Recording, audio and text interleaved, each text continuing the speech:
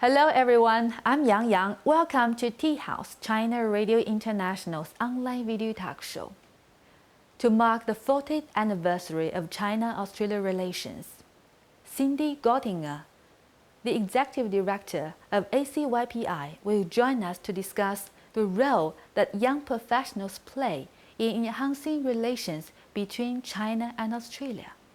Cindy Gottinger is based in Beijing and currently works in the Brand Management and Strategy Division at Volkswagen Group China. She is responsible for developing brand awareness for Skoda in a competitive and growing Chinese automotive market. Cindy graduated from Monash University in Melbourne, Australia with a degree in economics, Chinese and German. During her final year in university, Cindy was selected to participate in the Australian National Internship Program in Canberra, where she worked as a research assistant for Wayne Swan, Australia's current Federal Treasurer. Cindy has extensive work experience in both the public and private sectors. Before moving to Beijing, Cindy held the position of International Business Development Manager at AIMG Media Holdings, where she managed the expansion of Chinese media properties both domestically and overseas. Prior to working for AIMG Holdings, Cindy worked for a number of years in the private wealth management division at Goldman Sachs JB Weir. An active participant in the Chinese community in Australia, Cindy is frequently invited to MC a variety of business and community events in both Australia and China. In 2010, she was invited to MC the Australian Football League's first international match played in China between the Melbourne Demons and the Brisbane Lions, which boasted a crowd of over 7,000 spectators. Cindy is still actively involved in the Chinese business community in Australia and continues to work with Chinese brands as they integrate into the Australian market. Cindy speaks fluent Mandarin, Cantonese, German and conversational Vietnamese. Cindy is currently the Executive Director of the Australia-China Young Professionals Initiative in Greater China and is dedicated to establishing a platform for young professionals to engage, learn and develop within the Australia-China space. Hi Cindy, welcome to Tea House. Hello, thank you for having me.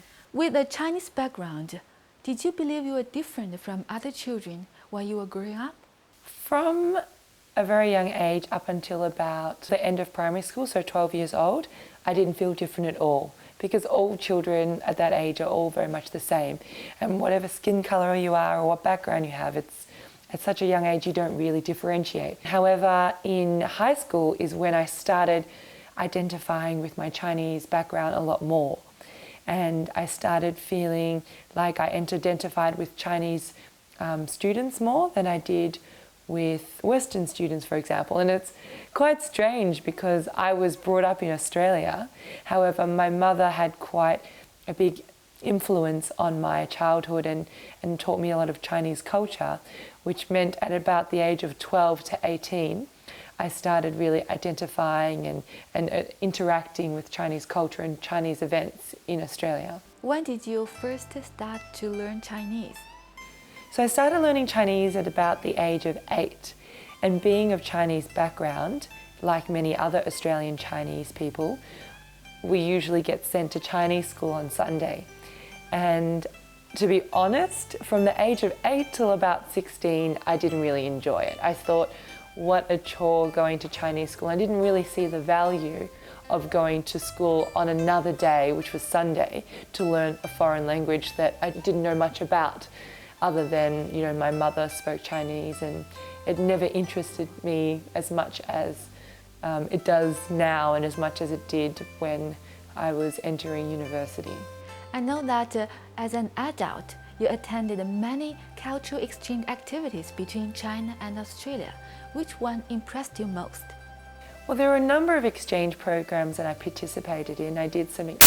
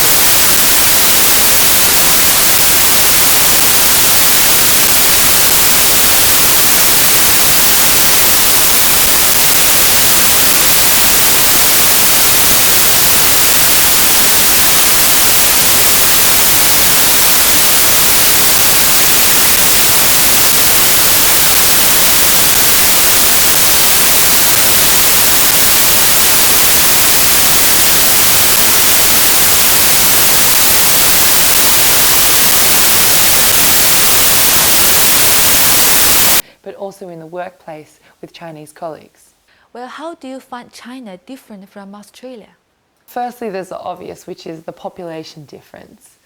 I think the Australian population is is bigger than Shanghai. So Shanghai or Beijing, the cities are close to 20 million. And Australia's population, our whole country's population, is just over 20 million, which is the biggest difference, obviously, with so many people around, not to mention bicycles, not to mention cars. So I think the roads tend to be quite hectic when you're trying to navigate yourself around, and it can be very different to the less crowded streets and bustling city that is here in Beijing compared to what is in Australia. You used to work in the Australian pavilion at the Shanghai Expo in 2009. How did you find the Chinese people's enthusiasm for Australian culture at that time? Well, I did some work in the Australian Expo in 2009, and the Chinese attitude towards Australian culture was overwhelming, and they were very positive about Australian culture. And I'll give you a particular example. During, I think it was October, during the Shanghai Expo, the Australian Football League came to China to play an exhibition match. And we had two teams play, so there was the Brisbane Lions and the Melbourne Demons. So two professional football leagues came to China to play an exhibition match for Chinese people in Shanghai. And that was very exciting to watch because it's a completely new sport that's not widely publicized like soccer or like basketball. And Chinese attitude and openness towards learning about a new sport was very positive, and it was very comforting to see that, you know, Chinese people are very open to embracing not only different sports but also different cultures, and the response that we had on the day was about 7,000 loud streaming fans wanting to learn more and asking about the different rules and also having a go at kicking the football around on the football field. So that was very pleasant to see, and I think it's a very positive beginning to future exchange of sports between Australia and China. Well, Cindy, thank you very much. How about we have another cup of tea and then talk about the impact that young professionals can have on Sino-Australian relations? Great. Tea House truly is a communication for a better world and ideas worth sharing. A communication for better world, ideas worth sharing. Be a bridge between China and outside world. Communications for a better world, ideas worth sharing. Hi, Cindy. Welcome back to Tea House. Thank you very much for inviting me.